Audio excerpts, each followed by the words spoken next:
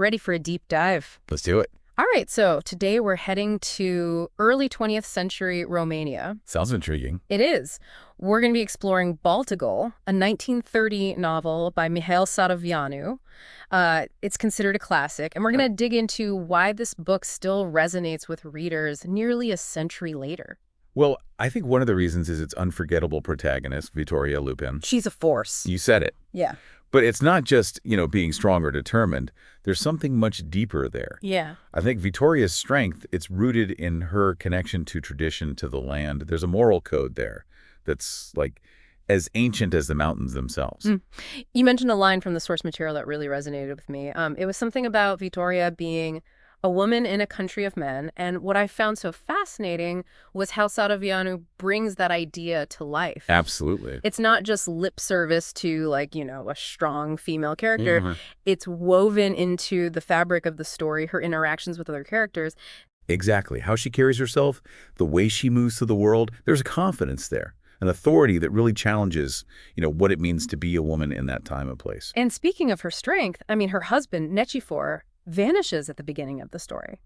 And this sets Victoria off on this incredible journey. Yeah, it's a journey in every sense of the word. And, the novel's structure actually mirrors the ballad that inspired it, Maioria, which also revolves around a shepherd's murder. Wow. But what makes Baltagul so compelling? Is that it's not just a whodunit. Right. It's so much more than that. Victoria's journey, it becomes this quest for truth, but it's also an exploration, of the self, of tradition, of a society grappling with change. Yeah. It's very layered. That reminds me how the source material highlighted the labyrinth as this recurring motif. Right. So how does that idea, the labyrinth, actually play out? Well, I think it operates on multiple levels, which is what makes it so fascinating. Yeah. So on a literal level, right, you have Victoria's physical journey through the Carpathian Mountains, searching for clues. These are treacherous paths. Right. But then you have this metaphorical labyrinth that she's also navigating. The complexities of truth, what is justice? Then her own internal struggles. Yeah. So it's all very intertwined. So we have this strong female protagonist, a vanished husband, and a journey that is full of twists and turns, both literally and figuratively. It's a wild ride. It really is. And it's set in early 20th century Romania. And the source material mentioned that Sadoveanu uses this setting to explore larger themes of tradition versus progress. So how does he manage to do that within the context of this murder mystery? Well, he weaves these larger themes directly into the narrative. Okay. Remember the opening scene where Nichifor is telling the legend about the shepherds? I do. It establishes the power of storytelling in their world. Yeah. But it also sets the stage for the entire conflict of the novel, the clash between the old ways and encroaching modernity. So it really sets the stage. It does. It really does. But as the story unfolds, tradition isn't always a good thing, right? Because the source material mentioned that Victoria even struggles with her daughter's fascination with city life. Exactly. And it's those small moments that highlight the larger tensions, right? Victoria, she's deeply connected to her roots, but she's also a mother raising a daughter who yearns for a different life. It's this subtle but powerful reminder that even as we cling to tradition, change is going to come knocking. It's inevitable. So, okay, let's talk more about Victoria's pursuit of justice. So does she go to the police? Does she take matters into her own hands? What happens? Well, she does alert the authorities. But, come on. This is Victoria Lupin we're talking about. She's not going to sit back and wait for someone else to solve this. Victoria has her own, let's say, brand of justice, one that's rooted in tradition and a very, let's say, firm understanding of right and wrong. Wow. This duality is fascinating, how she embodies both the old and the new. Right. She's this pivotal moment in Romanian history where the old ways are being challenged, but not necessarily erased. Exactly. She's this, microcosm of that larger societal shift.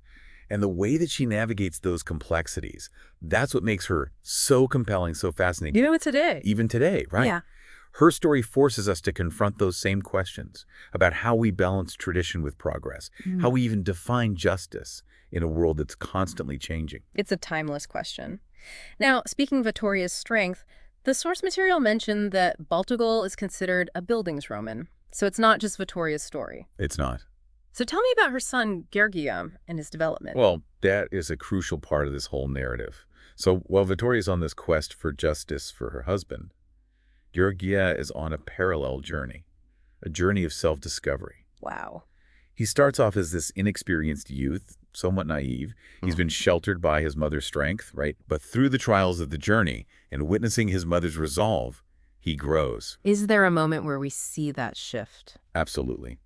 There's a point where Vittoria entrusts Georgiem with a symbolic axe, a blessed axe, and it's a pivotal moment because it signifies this passing of the torch, a recognition that he's ready to step into the role of protector, to uphold their family honor. And so, you see, their journeys, although different in nature, they're intertwined.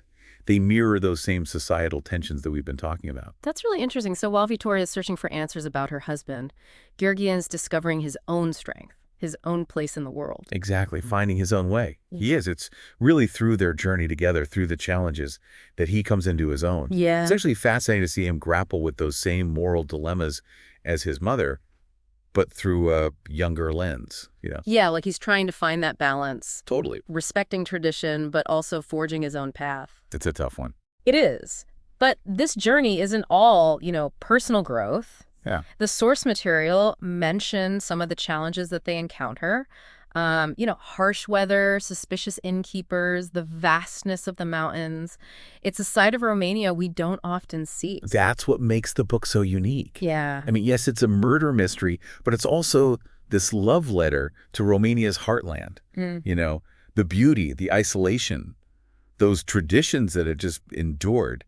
And Sadoveanu, he doesn't shy away from the harsh realities of life there. Yeah, it's like he's saying, this is us. It is. Flaws and all. That actually brings me to another point that the source material raised, the title of the novel, Baltagul, which translates to the axe. And I'm like, that can't be a coincidence. You're right, it's not. Yeah. The axe is huge in this story. I mean, it's a tool, it's a weapon, and ultimately it's a symbol of, violence and justice.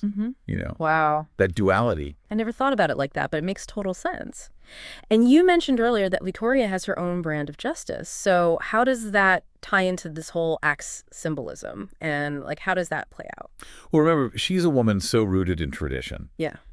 And in her world, justice, it isn't just about punishment. It's about restoring balance. Right. Honoring the old ways, finding closure. And the source material mentioned that the climax happens during Nikifor's wake. Oh, wow. Okay, so what's the significance of that setting? Why there? It seems like a very bold choice. It is incredibly significant. Yeah. The wake, you see, in Romanian culture, it's a time for mourning, yes, but it's also a time for storytelling, for remembering, for honoring. Right. So by setting the climax there during the wake, it adds this whole other layer of meaning to everything. So it's not just about who killed Nikifor, but how that truth is revealed. Yes, and the way Vittoria orchestrates it all, it's like she's, a master chess player, strategizing moves ahead. So she's not just reacting, she's thinking ahead. Her intelligence, her intuition is spot on. And that's the beauty of Baltagul. Vittoria, she's not some traditional detective. She's a woman guided by instinct, her knowledge of her husband, their world, and this deep, almost primal sense of right and wrong. It's like she possesses this understanding of the human heart. But while we've talked a lot about Vittoria, what about Gerges? How does he react to all of this? His transformation throughout the novel, it comes to a head here. Remember that axe? Yes. It's not just symbolic. It represents his readiness to protect, to uphold honor, to potentially even, take on that burden of justice. Wow. So he's not passive in this. No, not at all. He's an active participant. He is. And that brings us to the ending. And while I won't spoil it for our listener, right, I will say that it is both satisfying and thought-provoking. Okay. Sadoveanu, he doesn't offer easy answers. He leaves us with this sense that justice, especially in a world wrestling with tradition, with change, it's rarely black and white. It's messy. It really is. Yeah. And I think that's what makes Baltagul so powerful. It's not afraid to explore those gray areas, to challenge us a little bit, Right. And to think about it, it would be easy to just say, justice is served, but it makes you think about the cost of that justice. Absolutely. What's been sacrificed? And what are those questions that still linger even after the book is closed? Right. Especially, like you said, in this society that's on the brink of so much change. It's where do those lines blur between, tradition, justice, even revenge? You hit the nail on the head. Yeah. And honestly, I think that's why this novel still resonates with people, because it's dealing with themes that are timeless. justice, revenge, family. A morality, what does it all mean? And yeah, we're not shepherds. Right. We're not navigating the Carpathian Mountains, but everybody faces these moral dilemmas. Everybody deals with change. And we all, I think, in our own ways, seek justice. We do. We find our way through that labyrinth. Yeah. And those choices we make, they define who we are. This has been fascinating. It has. But before we wrap up, one more thing. The source material mentioned Baltagul as like a reflection of Romanian identity. What do you think it tells us about tradition and how it shapes us, especially in this globalized world? Oh, that's a great question. I think at its core, Baltagul reminds us that the past is always there. It shapes our values, our beliefs. But we have the power to choose how we honor that past, how we adapt without, losing sight of who we are. That's powerful. It is. And very relevant. Yeah. So to wrap things up for our listeners, if you're looking for a story that'll stick with you, that'll make you think Baltagul, Definitely check it out. it's more than just a mystery. It's about life, loss, tradition. It's a journey into the heart of Romanian literature, but also into the human spirit. And who knows, you might discover something about yourself along the way. You might. That's it for our deep dive on Baltagul. We'll be back soon with another fascinating topic. Until then, keep exploring, keep questioning, and keep diving deep.